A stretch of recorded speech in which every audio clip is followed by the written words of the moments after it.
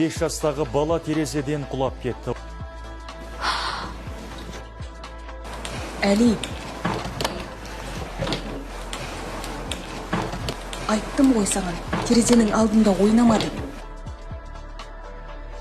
Ата-аналар, естеріңізде болсын, балаңыздың қауіпсіздігі сізге жүктелген басты міндет. Терезелерге арнайы қоршаулар орнатыңыз. Терезені ашу үшін шектеулері бар арнайы құралды пайдаланыңыз. Балаларды терезе алдындағы қауіпсіздік ережелерімен таныстырыңыз. Оларды терезенің алдына отырмауға, өздігімен терезені ашпауға, ересектердің қарауынсыз терезенің алдында ойнамауға үйретіңіз. Терезе алдында қауіпсіздік ережелерін сақтау қаншалықты маңызды екенін, келеңсіз жайттың қалай алдын алу керектігін айтып түсіндіріңіз. Балалардың қауіпсіздігі бірінші орында.